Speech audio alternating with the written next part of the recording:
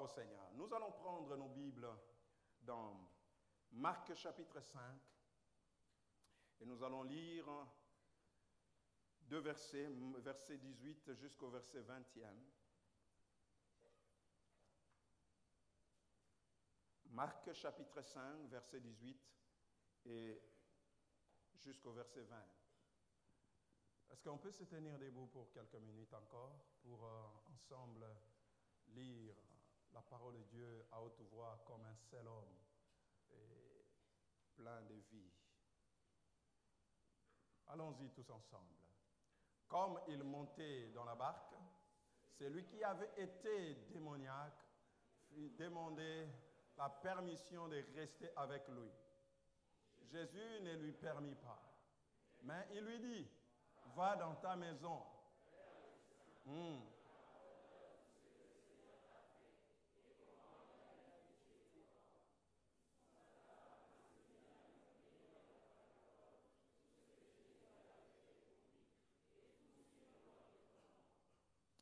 Amen. Je lis la version Parole de vie, vous pouvez reprendre vos places. Merci. La Bible dit, Jésus monte dans la barque. L'homme qui avait les esprits mauvais, lui demande, « S'il te plaît, je veux rester avec toi. » Jésus n'accepte pas, mais il lui dit, « Retourne chez toi dans ta famille. Raconte tout ce que le Seigneur a fait pour toi et comment il a eu pitié de toi. » L'homme s'en va. Il s'est mis à annoncer dans la région des 10 villes tout ce que Jésus avait fait pour lui et tout le monde est très étonné. Amen. Gloire au Seigneur.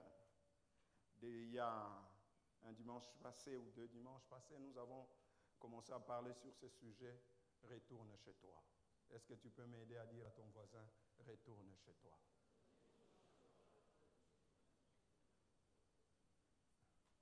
Est-ce que tu peux m'aider encore à aller lui dire, bien, retourne chez toi? Nous avions dit les dimanches écoulés que Jésus arrive dans le territoire de Gadara. Et là, dans ce territoire, il trouve un homme. Vous savez, cet homme a même perdu son identité. On ne sait même pas son nom. Et cet homme que Jésus a rencontré, touché, il a été délivré. J'aime la conclusion de ce passage. Les gens qui l'ont connu, quand ils sont venus le voir, la Bible dit ils l'ont trouvé assis, vêtu et dans son bon sens. Amen. Il n'y a que mon Jésus qui peut faire ça. Alors qu'il y a quelque temps avant, quand on parlait de cet homme, on disait qu'il était dans les sépulcres. Il criait jour et nuit. Il s'agitait, il brisait tout. C'est cette réputation-là qu'il avait. D'un homme troublé, d'un homme tourmenté, d'un homme agité, d'un homme instable, d'un homme sans domicile fixe, d'un homme qui se détruisait lui-même, un homme sans valeur, un homme qu'on ne considérait plus parce qu'on dit qu'il était nu. Donc, c'était un homme sans pudeur. Mais quand il a rencontré Jésus, ceux qui l'ont connu, ceux qui ont connu son histoire, ceux qui l'ont vu dans cet état-là, ils sont venus le revoir et ils l'ont trouvé assis, vêtu et dans son bon sens. Je crois que Dieu est capable de stabiliser ton foyer, de stabiliser ton mari, de stabiliser tes enfants et ta femme. Dieu est capable de le faire asseoir. Amen. Cet homme, après avoir expérimenté ces miracles, il va demander à Jésus, il dit, Seigneur, j'aimerais rester avec toi. J'aimerais passer toute ma vie avec toi, aller partout avec toi. Mais la réponse de Jésus, c'est ce qui nous intéresse. Retourne chez toi, dans ta famille. Retourne chez toi, dans ta famille. Alléluia. Retourne chez toi, dans ta famille. Je veux aller avec toi. Il dit, retourne chez toi. Nous avions parlé, il y a quelques dimanches, que si Jésus a appelé cet homme à retourner chez lui, c'est-à-dire cet homme a quitté chez lui. Il y a eu un départ et Jésus demande un retour. On peut, de plusieurs manières, quitter chez soi. Quitter sa famille. On peut le quitter physiquement. On les abandonne, on les délaisse. On en s'éloigne. On ne veut plus s'en occuper. On part. On claque la porte derrière soi, en laissant derrière soi le cœur brisé. Les enfants en pleurent, une femme meurtrie, un homme déboussolé dans le désespoir total. Retourne chez toi, ça peut, un départ de chez soi, ça peut être aussi un départ sentimental, émotionnel. On est présent physiquement, mais émotionnellement, on n'est plus. On est ailleurs. On dort avec son mari, avec sa femme, mais on est en train de penser à quelqu'un d'autre. On est là physiquement, mais émotionnellement, on n'est plus là. Le cœur n'y est plus. Combien de fois n'avons-nous pas entendu des femmes qui disent « Si je suis là, c'est juste à cause des enfants. » En réalité, tu n'es plus là. C'est seulement physiquement. Combien ils sont déjà partis émotionnellement, sentimentalement. Ils sont très insensibles à tout ce qui se passe à la famille. Ce qui les intéresse, c'est ce qui est dehors. Combien de gens n'avons-nous pas entendu dire « Ce n'est pas mon affaire ».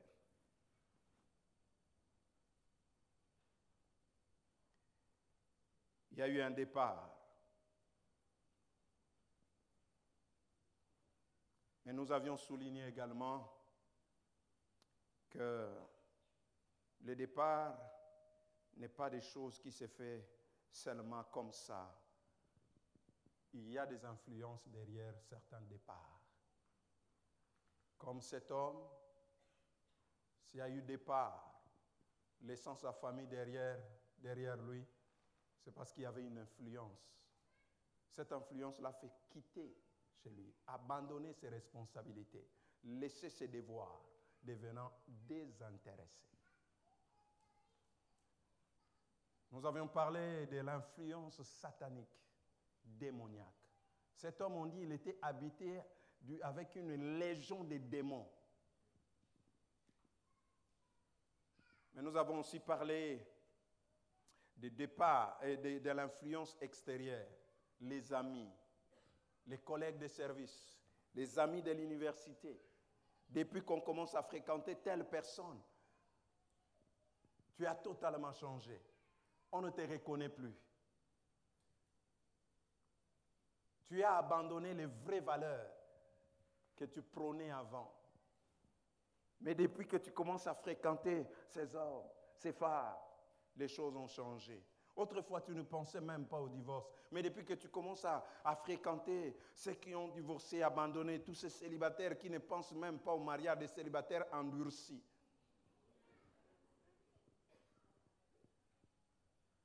Qui ne vont que de femme à femme. Non, nous, le mariage, non. C'est se mettre la corde au cou. Depuis que tu commences à réfléchir, à fréquenter, toi aussi tu commences à réfléchir comme eux. C'est pas mal, hein? Tu commences à prêter attention à ce que même tu ne considérais plus. Oui, c'est dur, je souffre. Oh là là. Je pense que l'idéal serait pour moi de devenir comme eux. L'influence des fréquentations. Le monde même dit qui s'assemble, c'est heureux l'homme, dit la Bible, le psalmiste, qui ne marche pas en compagnie des moqueurs, qui ne s'assied pas ensemble avec le méchant. Heureux cet homme. L'influence des amis. Tu étais tellement bien avec ton mari. Mais depuis que tu commences à fréquenter ces personnes, c'est qu'on appelle les femmes sœurs. Ils te racontent leurs finances. Toi, chaque mois, tu dois souffrir. Mais eux, ils te disent, moi là, avec 4 enfants, femme sœur, pas de souci, je suis en train de construire. Toi, tu dis, non, moi aussi. Je risque de mourir comme ça. On provoque une situation pour dire dehors. L'influence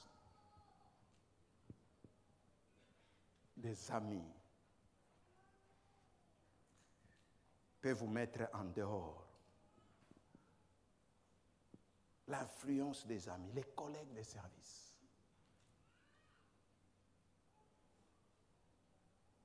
Ces femmes dangereuses qui pensent que vous convenez à des femmes comme elles. Votre femme, non, ce n'est pas elle. Non, quand elle vous parle, elle me dit, mais cette femme-là, elle ne vous mérite pas. Hein? Nous sommes des femmes comme nous, là. Déstabilisées. On est physiquement à la maison, mais émotionnellement, sentimentalement, on est dehors.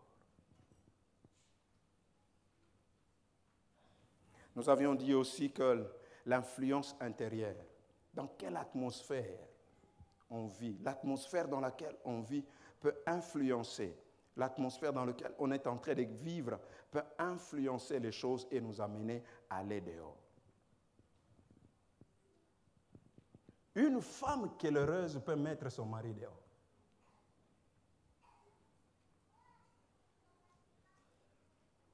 Dans une famille où ça crie toujours de partout, les enfants trouvent mieux aller dehors. Je l'ai dit, d'autres traînent ici après les cultes, ils font passer des heures, rentrent chez vous. Je vais encore aller là-bas pour trouver. Oh, je préfère rester dans un lieu où j'aurai la quiété, le calme et la tranquillité. Les blessures intérieures. S'il y a un endroit le plus propice aux blessures intérieures, c'est les familles. On se blesse facilement. Et comme je l'ai dit, c'est qu'on ne trouve pas chez soi, on a toujours envie d'aller les chercher ailleurs. Quelle est l'atmosphère qui règne dans votre maison, dans votre foyer, dans votre maison, dans votre famille? C'est important. Dans ce même ordre d'idées, à la lumière de ces passages, je vais souligner quelques vérités importantes. Quand nous lisons ces passages, nous avons beaucoup de choses qui peuvent nous enseigner et nous instruire par rapport à la famille, la place et l'importance de la famille. Le fait que Christ dit à cet homme, retourne chez toi, il est en train de souligner l'importance de la famille. Voilà la première vérité que j'aimerais souligner à la lumière de ces passages. Le salut en Christ n'a pas pour but de nous séparer, de nous dissocier de notre famille. Amen. Le salut en Christ n'a pas pour but de nous séparer, de nous dissocier de notre famille. Jésus sauve cet homme. Il est guéri, il le restaure, il le renvoie dans sa famille. Il dit, va dans ta famille. Retourne dans ta famille. Retourne dans ta famille.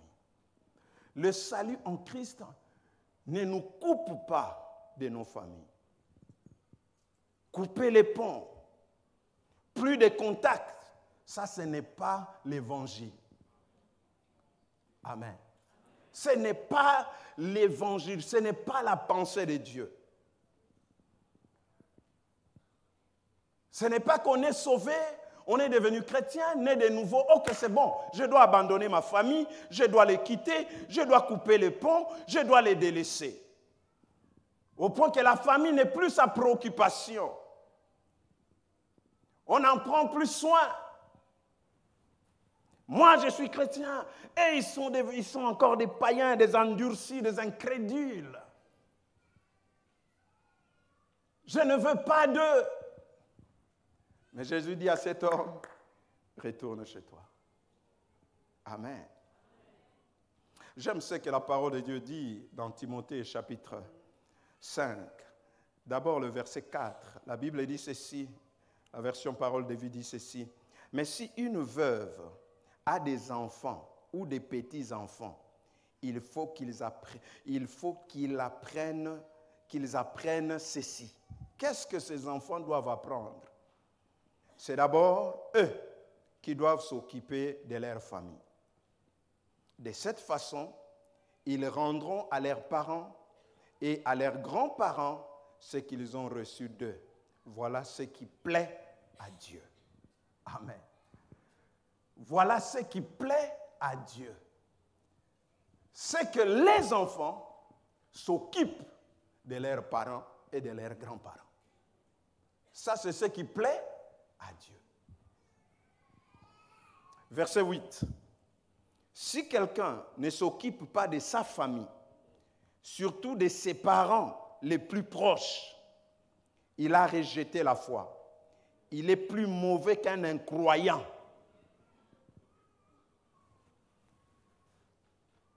Alors pose un peu la question à ton voisin.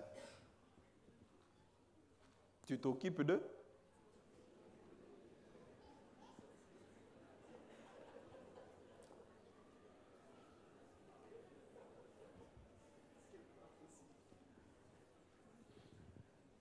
Tu t'occupes d'eux? La Bible dit simplement, c'est très clair. Il dit, il y a des veuves, il y a des veuves. Il ne dit pas que oui, l'Église doit... Il dit non, ceux qui ont des enfants, leurs enfants doivent s'occuper d'eux. C'est leur responsabilité. Et c'est ce qui plaît à Dieu. C'est-à-dire, quand tu t'occupes de tes parents, Dieu est content. Il dit, c'est ça mon enfant. Voilà ma fille. Parce qu'il s'occupe de ses parents. Ils vont même plus loin de ses grands-parents.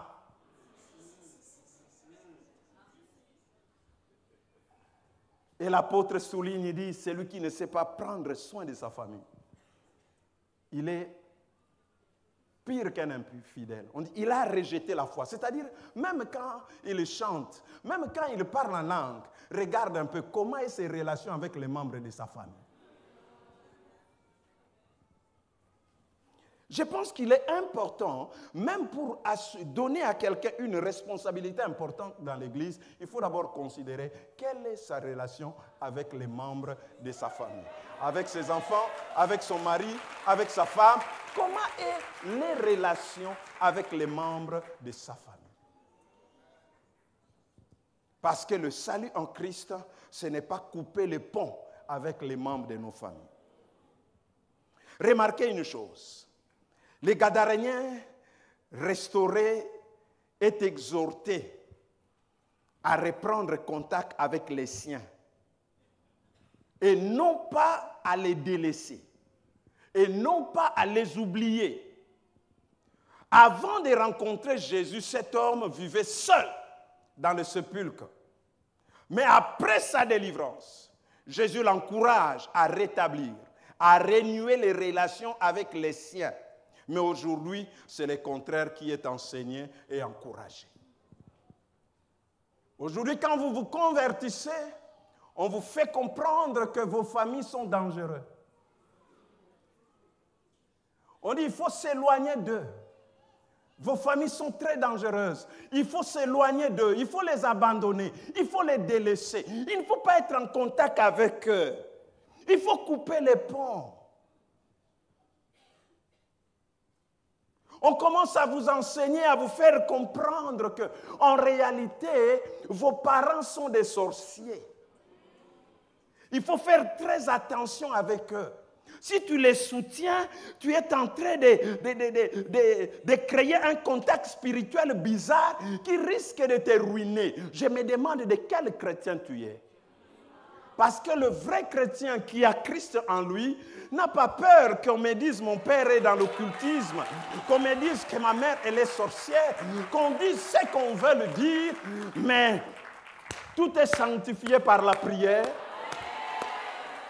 et par la parole, déclarent les Écritures. Quel est cet évangile qui nous éloigne les uns les autres? Je me suis toujours posé la question. Comment cette maman, elle est tellement gentille, elle m'a porté 9 mois dans son ventre, sans me bouffer alors que j'étais encore dans son ventre. Elle m'a permis de sortir. Il m'a élevé pendant des années. Juste quand je suis devenu grand, il commence à penser à me bouffer, à me manger. Pour quel intérêt? Frères et sœurs, ce n'est pas l'évangile. L'évangile de Jésus-Christ, c'est moi et ma maison. Nous servirons l'Éternel. Ne mettons pas à côté nos familles. Quel est cet évangile?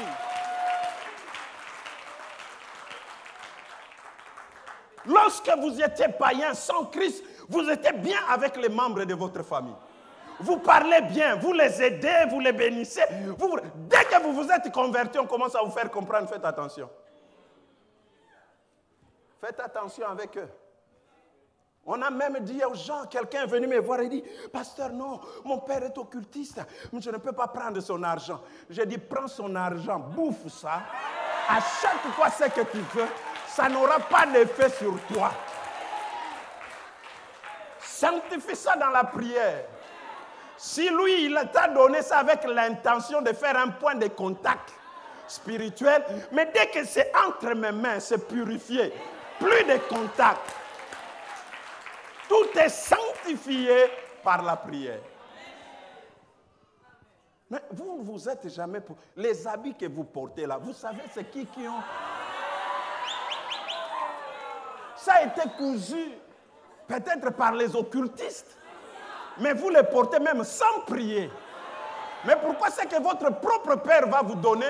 Vous devez, oh non, peut-être, oh non, les liens, arrêtez-moi ces choses. Nous sommes en Christ ou nous ne sommes pas en Christ. Si nous devons commencer à avoir peur d'eux, c'est que nous ne sommes pas en Christ. Dieu a dit à Jérémie, ce n'est pas à toi de trembler devant eux, c'est à eux de trembler devant toi.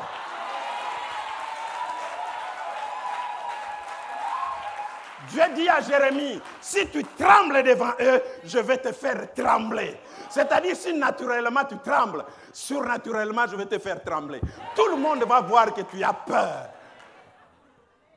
Le vrai christianisme ne nous éloigne pas de nos familles. Ce n'est pas l'évangile, frère. Ce n'est pas l'évangile. Je suis étonné. Pierre a suivi Jésus, engagé, marchant avec lui.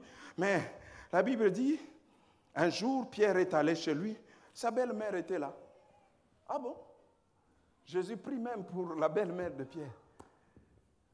Mais qu'est-ce qu'il y a aujourd'hui? Dès que c'est la belle-mère, non. La belle-mère est sorcière.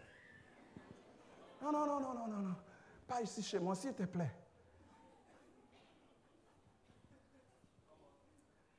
Ce n'est pas biblique. Ou vous considérez que il ne faut pas en prendre soin, il ne faut pas s'en occuper. Il faut s'en éloigner. Coupons les ponts. Mais Jésus l'encourage. Ceux qui ont fait couper les ponts à cet homme de sa famille, c'est les démons. Ce n'est pas Christ. Quand Christ les rencontre, il dit, va chez toi.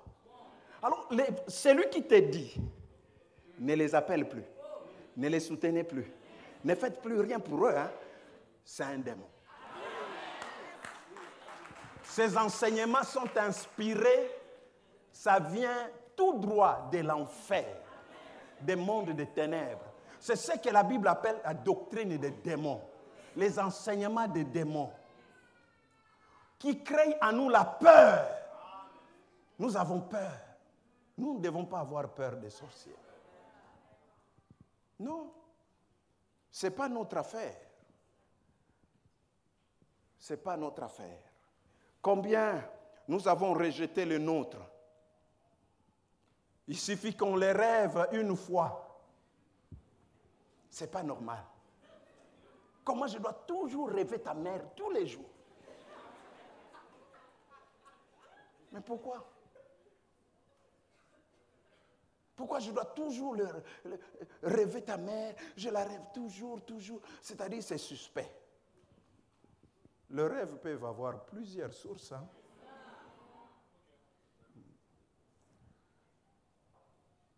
Vous les amateurs de théâtre, après avoir suivi et regardé, tu ne peux que rêver des choses que tu as vues là.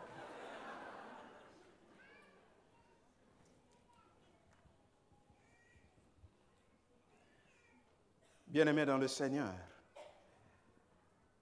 restons bibliques.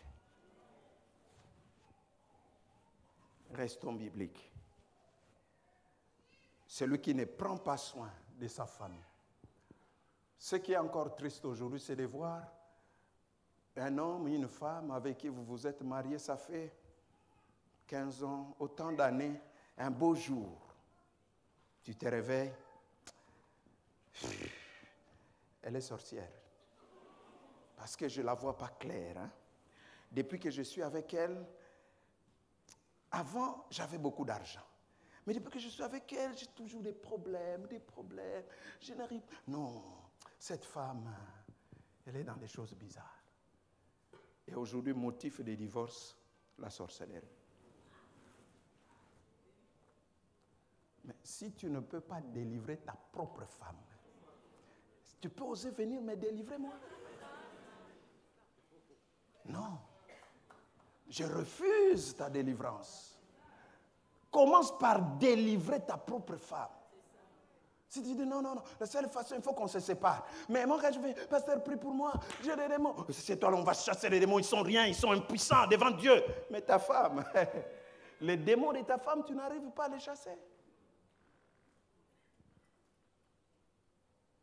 Non. La Bible déclare, Jésus dit à cet homme, rentre chez toi, va auprès de ta famille, renoue les contacts.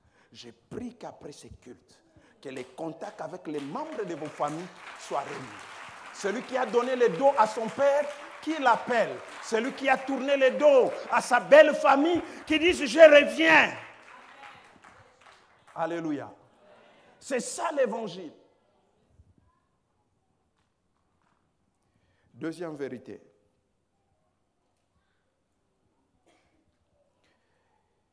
Le Seigneur est préoccupé par le salut de ta famille.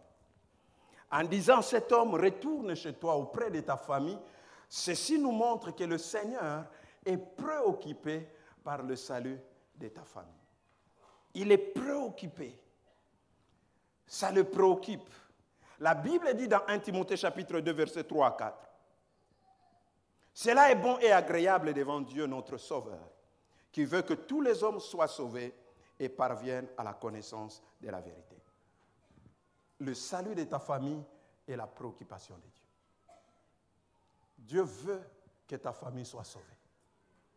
Dieu veut aussi voir ta famille être sauvée.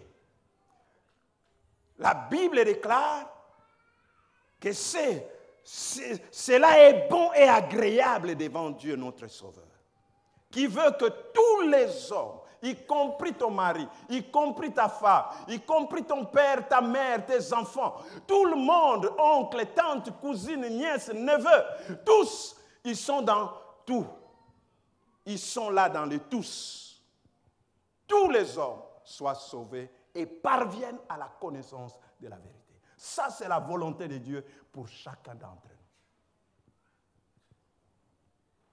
nous. Écoutez ce que dit Actes chapitre 16, verset 30 et le verset 31. Le geôlier, lorsque la prison s'est ouverte, il a peur, il se pose des questions. Paul le calme, il dit non, ça y est, nous sommes là. Écoutez, maintenant le geôlier, ça demande. Il dit, que faut-il que je fasse pour être sauvé? Il voit son salut. Il se préoccupe à son salut. Il dit, qu'est-ce qu'il faut que je fasse moi pour que je sois sauvé? J'aime la réponse de l'apôtre Paul. L'apôtre Paul, alors que lui, il parle de J'ai, pour que moi je sois sauvé, l'apôtre Paul lui dit ceci: crois au Seigneur Jésus, tu seras sauvé, toi et...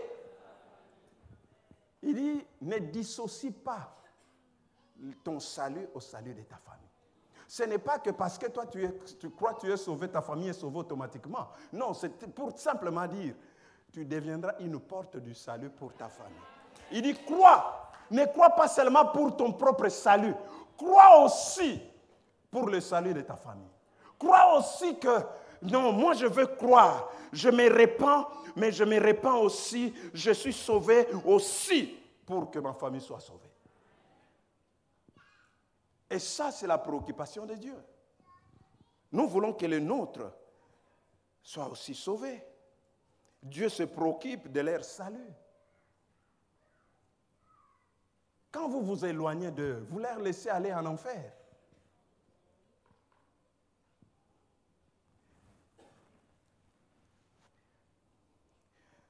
Cet homme, l'homme riche, quand il se trouve en enfer, il se trouve dans le séjour des morts de méchants, il dit au Père Abraham, envoie Lazare, qu'il aille dire à mes frères,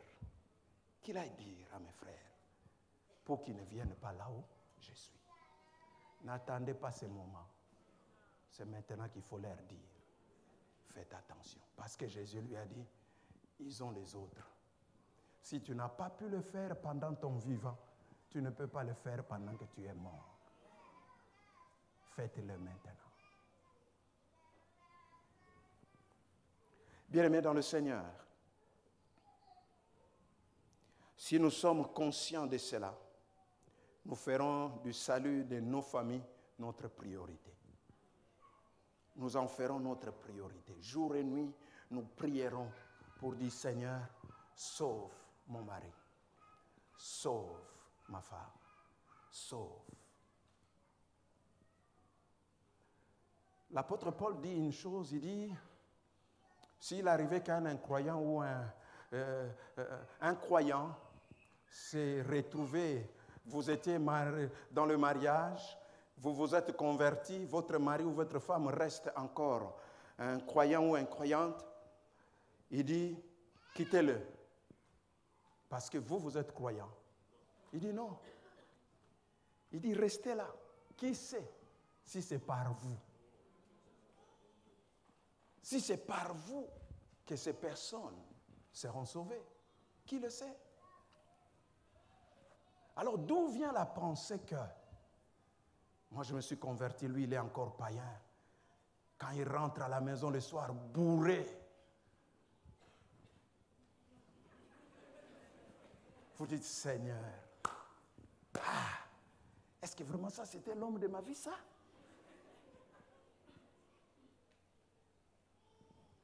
Bourré encore, il vous cherche. Seigneur, qu'est-ce que j'ai fait? Mais le Seigneur dit, restez là. Qui sait si c'est par vous qu'il sera sauvé? Dieu se préoccupe du salut des membres de nos familles. Troisième vérité. Ton témoignage est un outil efficace pour le salut de ta famille. Amen. Ton témoignage est un outil efficace pour le salut de ta famille. Le Seigneur ne demande pas à cet homme d'aller juste faire une visite à sa famille, mais d'être un témoin du Seigneur dans sa famille. Il dit, va et raconte-leur. Bien-aimés dans le Seigneur, nous sommes sauvés. Nous sommes sauvés pour être des instruments du Seigneur pour le salut de nos familles. Dieu nous sauve pour que nous soyons des instruments pour le salut de nos familles. Que par toi, ta famille, ton mari, ta femme, tes enfants, tes parents, tes frères et sœurs connaissent aussi Dieu. Notre témoignage, c'est un instrument efficace pour le salut de nos familles. À cela, j'aimerais souligner 3 choses attachés à notre témoignage auprès de nos familles. Premièrement, on n'a pas besoin d'être un expert, juste un témoin. Jésus ne demande pas que nous soyons un expert, mais que nous soyons juste des témoins. Juste des témoins. Un témoin, c'est celui qui a vu, c'est celui qui a expérimenté et qu'on appelle à la barre pour qu'il puisse rendre témoignage. Il n'est pas un avocat, ce n'est pas un juge. Il n'est pas dans le sillage de la justice, mais c'est juste un témoin. Il peut être n'importe qui, mais parce qu'il a vu et il a vécu des choses, il peut en rendre témoignage. Et j'aime ce que l'apôtre Jean dit dans son épître. Il dit, ce que nous avons vu, ce que nous avons entendu, nous vous l'annonçons. Bien-aimés dans le Seigneur, on n'a pas besoin d'être un expert, juste un témoin. Christ a envoyé un homme qui vient à peine de les rencontrer, à peine d'être délivré, sans suivre les séances de disciplats. À peine délivré, il dit, va raconter les choses. Il n'a pas envoyé un diplômé en théologie, juste un converti. Un homme qui a expérimenté quelque chose avec Dieu. Laissez-moi nous dire, frères et sœurs, témoigner. Christ n'est pas un travail des experts en théologie, des experts en apologétique. Ce n'est pas un travail des experts en exégèse, en herméneutique ou en hébreu et grec, mais simplement des témoins. Des témoins. Juste être un témoin. Juste être un témoin. Partager l'expérience que tu as connue et vécue avec Christ. C'est ça, être témoin. C'est ça, être témoin. Personne ne peut rencontrer Christ et rester sans témoignage. Personne ne peut rencontrer Christ et n'avoir rien à raconter. Celui qui rencontre Christ a toujours quelque chose à raconter au monde, et précisément à sa famille. Tu n'as pas besoin d'être un expert. B. Notre témoignage est un outil efficace. Notre maison, notre famille est notre premier champ missionnaire.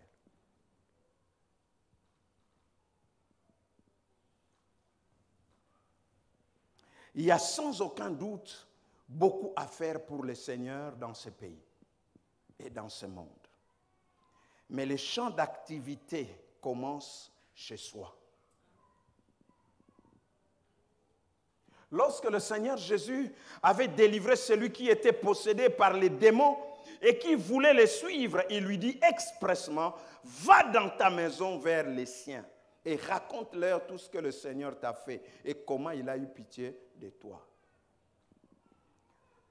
La maison, ta maison devrait être le premier endroit où les croyants, je disais, la maison devrait être le premier endroit où les croyants doivent donner la preuve de sa nouvelle vie. S'il y a un endroit où on doit savoir que tu es vraiment converti, c'est chez toi, c'est dans ta famille, c'est dans ta maison. C'est là. Ce n'est pas ici à l'église en parlant en langue pendant 30 minutes. Ce n'est pas ici, c'est chez toi. Chez toi. Un homme a dit, pour essayer un peu d'illustrer, il dit, si tu veux savoir que la souris s'est convertie, il faut poser la question au cancre là. Et ils vous diront que non, vraiment elle est convertie, parce qu'il ne nous mange plus. On peut être libre de circuler sans problème. Si le vrai champ missionnaire, c'est nos maisons, nos familles. C'est là. Jésus a dit à ses disciples, vous serez mes témoins où? D'abord à Jérusalem. D'abord à Jérusalem.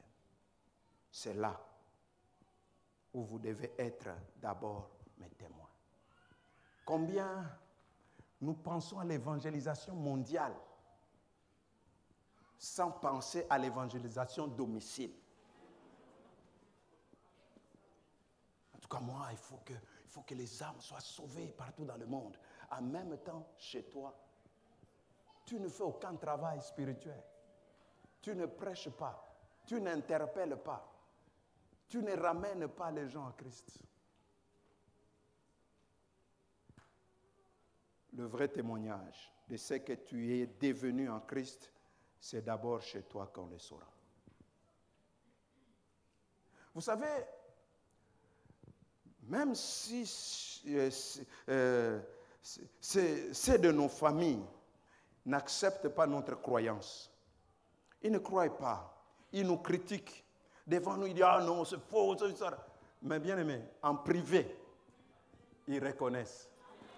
C'est vrai, leur histoire là, moi je ne suis pas très chaud avec les histoires d'église, tout ça, mais elle a quand même changé. Hein? J'ai trouvé qu'elle a totalement changé.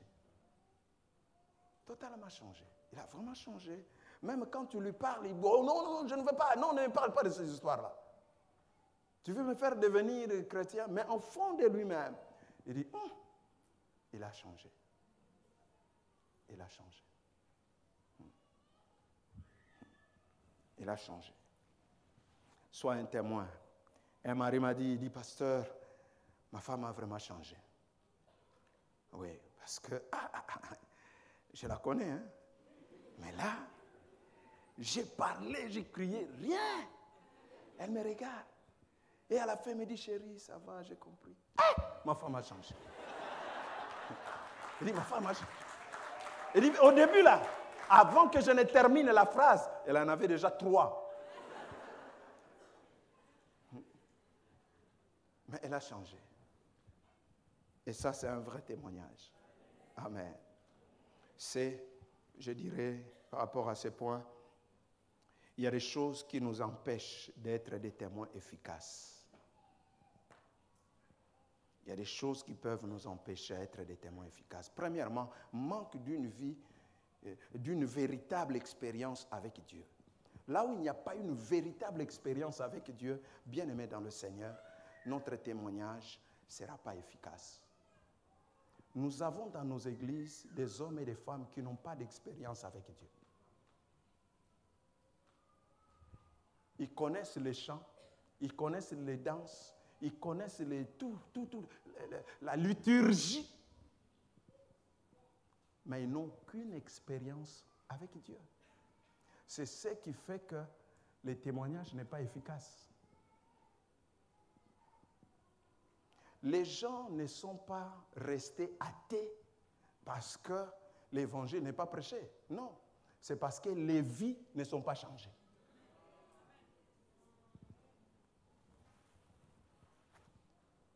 Les gens ne sont pas restés incroyants parce que l'évangile n'est pas prêché. L'évangile est prêché, mais les vies ne sont pas changées. Les gens, il n'y a pas cette véritable expérience avec Dieu.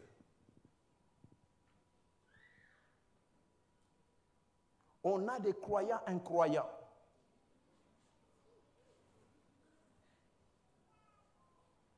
Il n'y a pas cette véritable expérience avec Dieu.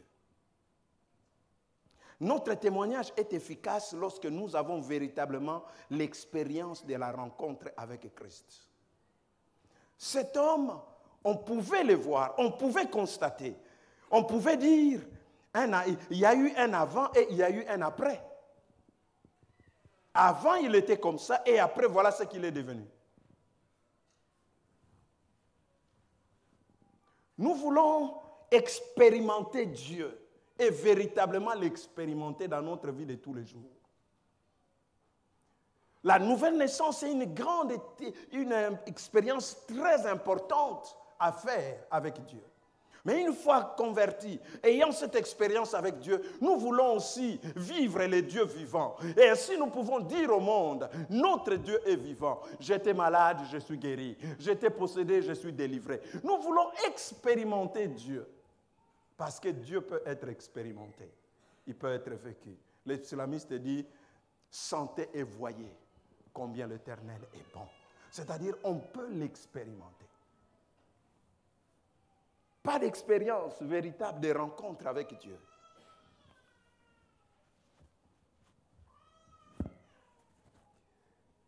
B, ce qui réduit l'efficacité de notre témoignage, c'est quand notre vie n'est pas exemplaire devant Dieu et les hommes. Bien-aimés, notre témoignage est efficace lorsque notre vie de tous les jours les confirme.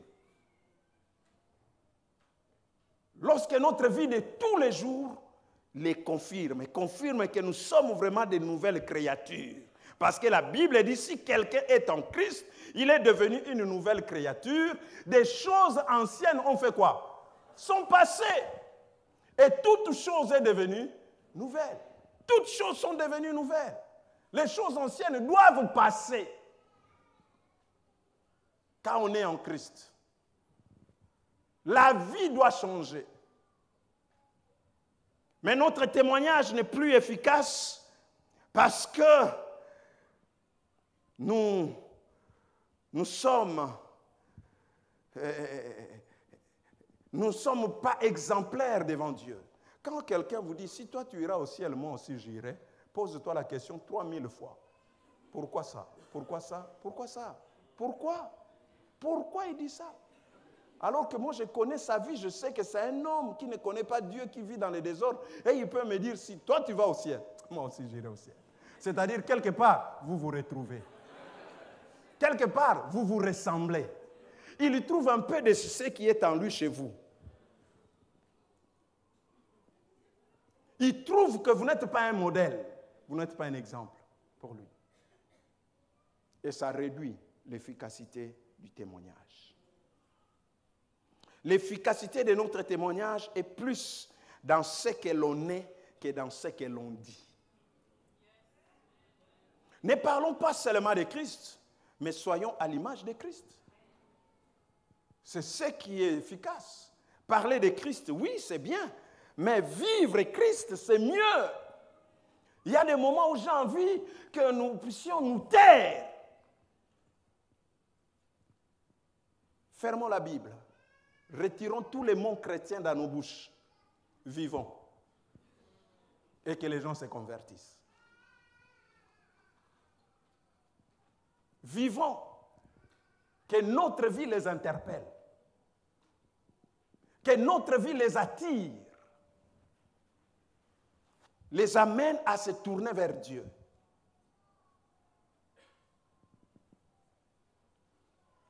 C'est par l'exemple que notre témoignage est efficace. Ce n'est pas par le dire, c'est par le faire. Par ce que nous sommes. C'est ce qui rend notre témoignage efficace, fort, puissant et qui peut interpeller les autres pour dire non. Si lui, il est devenu comme ça, non, moi aussi. Combien de personnes j'en ai croisées ici qui sont venues simplement parce que leur fille a changé? Parce que sa femme a changé. Mais combien aussi j'en connais ici dont les femmes ne viennent pas, les maris ne viennent pas, les enfants ne viennent pas, simplement parce que... Bon là, c'est comme ça, il est chez vous à l'église. Hein? Mais ici à la maison, en tout cas, c'est pas ça. Hein? C'est pas vraiment ce qu'il est. Hein? C'est pas ce qu'il est. Combien de femmes sont des femmes sages qui sont devant les pasteurs? Femmes soumises devant les pasteurs. Je l'ai dit souvent, ils vous servent avec empressement. Mais allez les voir chez eux. Si ils le font de cette même manière-là. Non, ils n'ont pas le temps. Pour lui. Combien de frères sont gentils ici à l'église? Distribuant les compliments comme on distribue les arachides.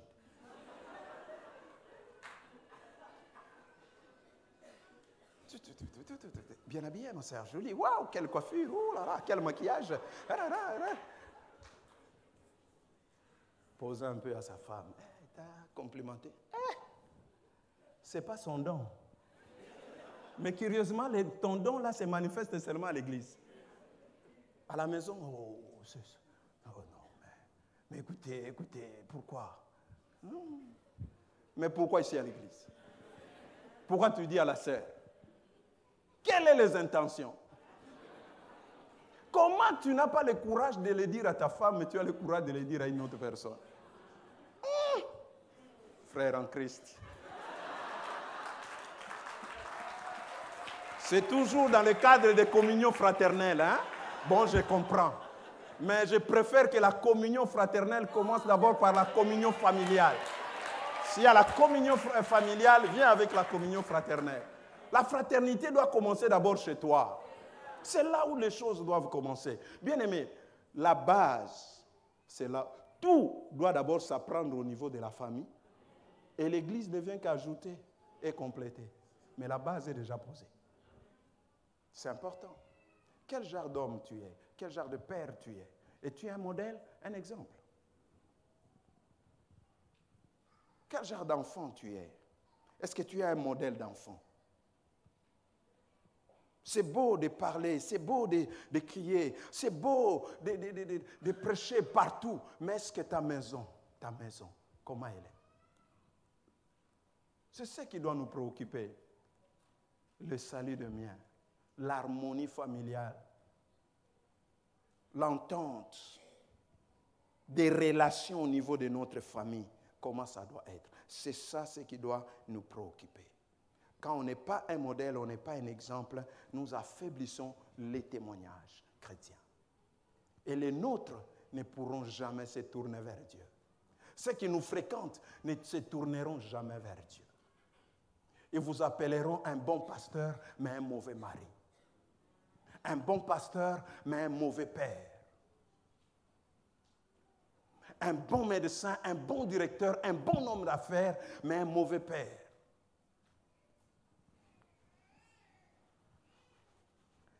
Quand une fille, ta fille, arrive à dire un jour, en tout cas moi si je me marie, je n'aimerais pas un mari comme mon père. C'est-à-dire tu n'es pas un modèle. On doit inspirer. Amen. Être de véritables mères avant d'être des servantes. De véritables mères. Avant d'être des évangélistes interplanétaires, soyons d'abord des évangélistes au sein de la famille, par notre vie de tous les jours. Vous savez, chez nous, on n'a pas besoin d'ouvrir la Bible pour enseigner. Notre vie enseigne. Parce que tu peux prendre ces versets-là, tu les lis. L'enfant qui t'écoute, il te connaît.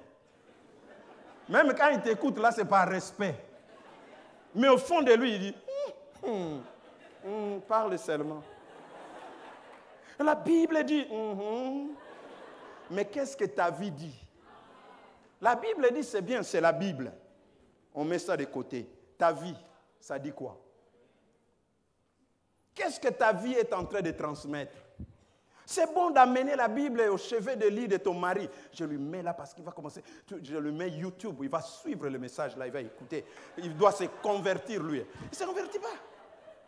Tu le mets exprès, c'est bien. Mais ta vie, c'est plus que YouTube. Donc lui, il veut voir au travers de ta vie ce qu'il a enseigné sur les YouTube. Il y a des gens qui n'écoutent pas le message pour eux, mais pour les autres. Même quand je prêche là, il dit, si mon mari était ici, ah Seigneur, pourquoi il a travaillé aujourd'hui?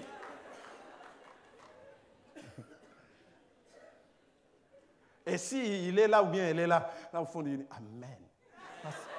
Pasteur, continue.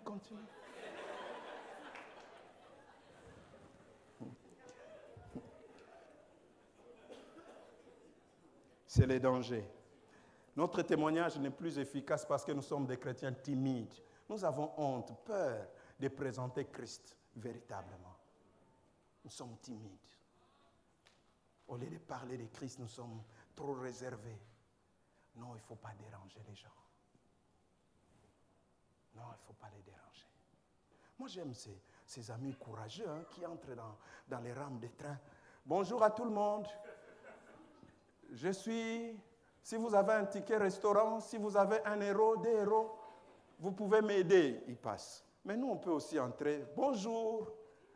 J'ai Jésus-Christ que je suis en train de distribuer gratuitement à celui qui a faim, à celui qui a soif. Vous pouvez aussi entrer et dire bonjour si quelqu'un a faim, si quelqu'un a soif, je peux lui donner quelque chose à manger. Et j'ai la personne de Jésus. Il va étancher votre soif spirituelle. Il va vous rassasier spirituellement. Venez à lui, repentez-vous, croyez en Christ. Je change les rangs. Parce qu'eux, ils font, hein. Non, mais toute la journée, ils peuvent les passer là pour essayer de témoigner. Ils ont brisé la timidité. La faim qu'ils ont là a brisé la timidité. Et Christ que nous avons doit briser en nous la timidité. Amen. Comment tu peux être avec ses collègues de travail pendant des années, il n'a jamais su que tu es chrétien. Tu ne lui as jamais présenté Christ. Pour dire non, c'est mon expérience. Bien-aimés, nous sommes dans un pays laïque, mais dans un pays laïque, on ne nous empêche pas de parler de notre expérience avec Dieu. Non, la laïcité, ce n'est pas dire ne parlez pas de Dieu. Non. Parlez de ton expérience avec Christ. Tu n'as pas besoin d'ouvrir grandement la Bible et de prendre le verset de Genèse à Apocalypse. J'ai été comme ça, voilà, j'ai rencontré Christ, voilà ce que je suis devenu. Christ a fait ça dans ma vie. Il peut le faire aussi pour toi. Amen. Je termine en disant, notre témoignage est inefficace simplement parce que très souvent, nous manquons l'expérience. L'absence de l'expérience du baptême dans le Saint-Esprit rend inefficace notre témoignage. Parce que Jésus a dit, avant de dire aux disciples d'aller, il leur a dit, vous serez mes témoins, en disant, vous recevrez une puissance. Le Saint-Esprit survenant sur vous et vous serez mes témoins. Vous serez mes témoins. Votre témoignage sera efficace. Ne soyez pas pressés de dire, vous recevrez le Saint-Esprit, le baptême dans le Saint-Esprit. Bien aimé, j'aimerais dire une chose. Le but du baptême dans le Saint-Esprit, ce n'est pas de parler en langue. Je le répète. Le but du baptême dans le Saint-Esprit, ce n'est pas de parler en langue. C'est le témoignage. C'est pour que nous soyons des témoins efficaces. C'est le but. Et nous confondons des choses. Aujourd'hui, nous pensons que je dois être baptisé du Saint-Esprit pour parler en langue. Mais ce n'était pas le but de Christ. Christ a voulu que le Saint-Esprit vienne sur ses disciples pour qu'ils soient les témoins, qu'ils témoignent avec efficacité, avec force et avec puissance. Manque de cette expérience, ça réduit notre témoignage. Notre témoignage est vidé de puissance, vidé de sa force et de son autorité. Aujourd'hui, je voulais juste nous interpeller, frères et sœurs, à comprendre que le salut en Christ ne nous dissocie pas de nos familles, ne nous éloigne pas de nos familles, ne nous sépare pas de nos familles. Et de comprendre que le Seigneur est véritablement préoccupé par le salut de ta famille, le salut de ta femme, de ton mari, de tes enfants. Ça préoccupe le Seigneur. Mais aussi de nous dire que notre témoignage est un outil efficace pour le salut de notre famille. Soyons des modèles, soyons des exemples. Alors, le salut va entrer chez nous. Inclinons nos têtes dans la prière.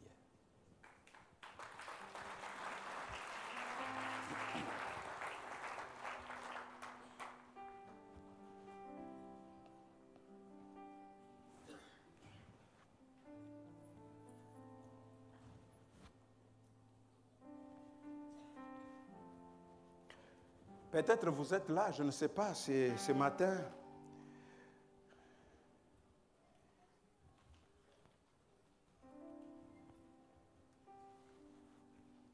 dites, cette parole me concerne.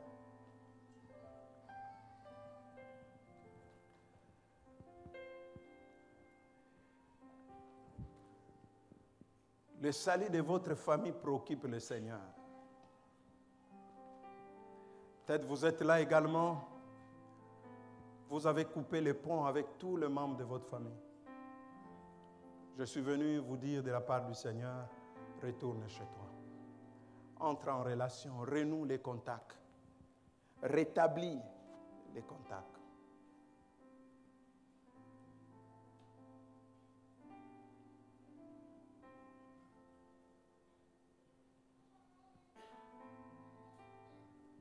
Je nous invite à nous tenir tous debout.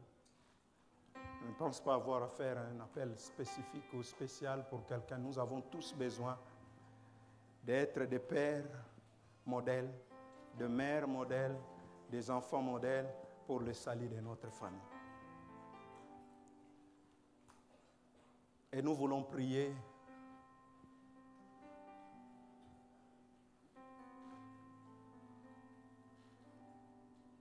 Nous voulons prier ce matin pendant quelques moments pour nos familles. Je ne sais pas dans quelle direction ta prière sera faite. Est-ce pour leur salut, parce qu'il y en a de ceux qui ne connaissent pas le Seigneur, pour qui tu veux implorer la grâce de Dieu pour que Dieu se révèle à eux? Est-ce que tu veux prier pour la restauration de ta famille, pour que l'amour véritable revienne dans ta famille, en disant, Seigneur, restaure ma famille, restaure mon couple, restaure. Peut-être tu penses à un enfant qui est parti, pour qui tu veux dire, Seigneur, ramène-le. J'aimerais simplement que tu prennes un moment où tu pries. Toi-même, tu sais ce que tu es. Est-ce qu'il y a des choses que je dois changer pour être un véritable père, un véritable mari, une véritable femme, une véritable mère, un véritable enfant, frère ou sœur? Seigneur, je te demande de me faire grâce. J'aimerais être la source du bonheur de ma famille. Je ne veux pas être un problématique, un causeur de troubles et d'agitation. Élevons nos voix, prions le Seigneur. Prenons quelques minutes, prions le Seigneur.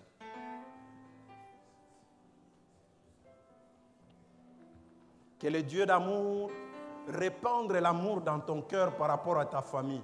Il y a des gens ici qui ont perdu, dont l'amour pour leur famille a déjà séché. Peut-être l'amour pour ton mari a déjà séché. L'amour pour ta femme a déjà séché. L'amour pour ton père, pour tes parents l'amour a déjà séché pour tes parents, pour ton père, pour ta mère. Tu n'as plus d'amour pour les membres de ta famille parce qu'ils t'ont fait tellement du tort. Ils ont fait du tort à ton père, ils ont fait du tort à ta mère. Ces personnes, tu ne les acceptes plus. Je prie que ce matin, Dieu puisse arroser ton cœur d'amour, qu'il puisse arroser ton cœur d'amour. Prie le Seigneur, peut-être pour le salut de ta famille. Si tu connais les noms, tu cites leurs noms devant le Seigneur. Seigneur, touche tel. Oh, prie pour la restauration de ta famille, de ton couple. Parce que toi-même, tu connais les turbulences, les tensions, les choses qui vous éloignent, les choses qui vous éloignent l'un l'autre. En demandant, Seigneur, rapproche-nous encore. Seigneur, change tel caractère. Seigneur, change tel comportement. Seigneur, travaille mon cœur. Seigneur, travaille mon comportement. Seigneur, façonne ma vie. Seigneur, j'aimerais être un mari que tu aimerais que je sois pour ma femme. J'aimerais être cette femme que mon mari aimerait que je puisse être. Seigneur, fais ton travail en moi. J'ai besoin, Seigneur, de cela. Oh, si tu as stabilisé les Gadaréniens, ces fous des Gadara, tu peux me stabiliser aussi. Tu peux stabiliser mon couple. Tu peux stabiliser mon foyer. Tu peux stabiliser ma maison. Tu peux calmer les choses au sein de ma maison. Tu peux ramener la paix. Tu peux ramener l'entente. Tu peux ramener la compréhension. Tu peux ramener l'unité. Tu peux ramener ces choses. Car tu es le Dieu capable. Tu es Seigneur. Oh, la Bible dit que cet homme était assis. Oh, il était vêtu. Il était dans son bon sens. Oui, Seigneur, je prie qu'un travail soit fait pour que la stabilité soit là. Nous voulons des familles unies et soudées.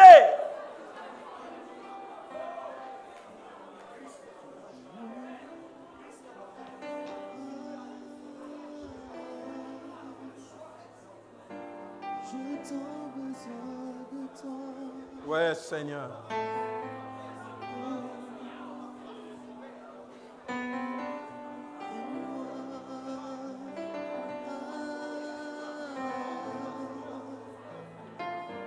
Je suis perdu sans toi.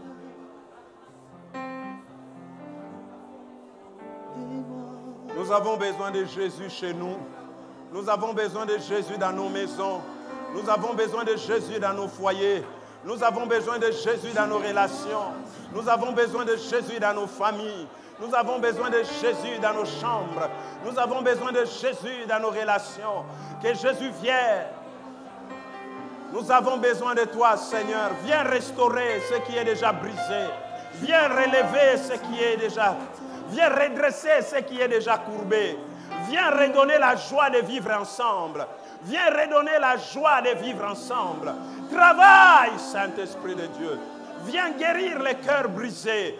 Viens guérir les cœurs brisés. Viens travailler nos cœurs meurtris par le départ de quelqu'un. Seigneur.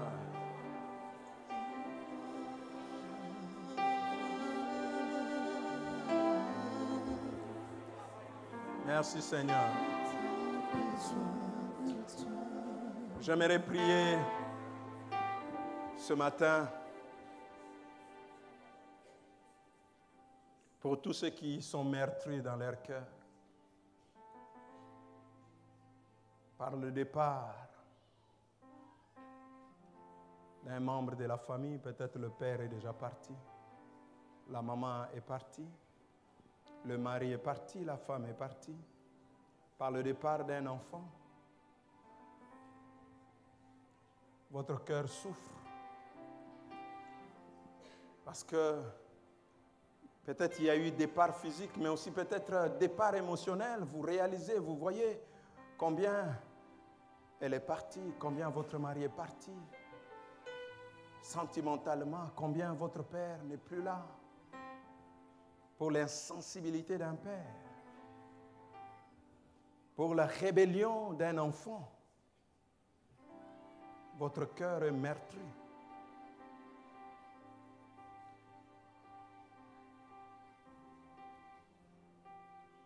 Seigneur, toi seul tu peux faire quelque chose. Cet homme tourmenté par des esprits, cet homme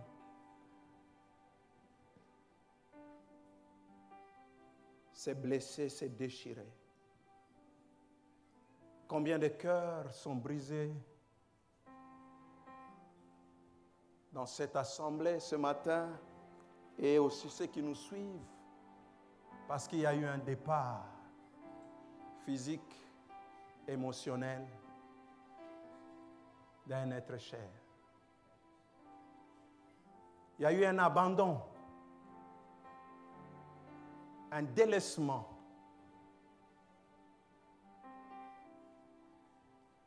un rejet.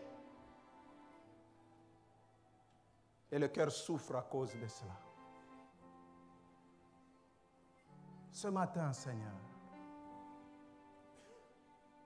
tu peux faire quelque chose.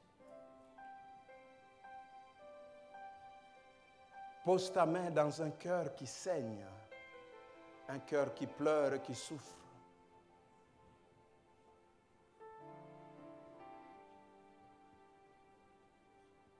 Le cœur de cette femme qui souffre de l'indifférence de son mari. Le cœur de cet homme qui souffre de l'insolence de sa femme.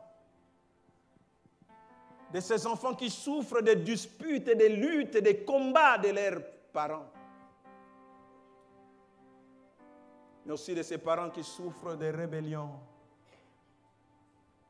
de leurs enfants. Tu es capable de ramener les cœurs ensemble. Tu es capable de ramener les cœurs ensemble. Nous te prions, Seigneur, de restaurer les cœurs, de restaurer les vies et de rebâtir la famille à nouveau. Afin que la joie qui n'y était plus puisse revenir. La paix qui n'y était plus puisse revenir. La sécurité qu'on ne ressentait plus, que cette sécurité revienne.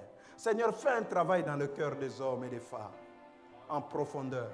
Et cela pour l'honneur et la gloire de ton nom. Et tends ta main à cet instant même pour travailler le cœur de quelqu'un. Oh, il y a eu des mots durs, des phrases dures à supporter, dures à entendre, qui ont brisé le cœur, qui ont créé l'amertume, la haine. Je prie, Seigneur, par ton esprit, que tu puisses guérir, délivrer, pour l'honneur de ton Saint-Nom. Je recommande nos familles entre tes mains. Et je prie en te disant, Seigneur, sauve, restaure, renouvelle, pour la gloire de ton nom. Merci, Seigneur. Bénis les offrandes et les dîmes que nous voulons t'apporter au nom de Jésus. Amen.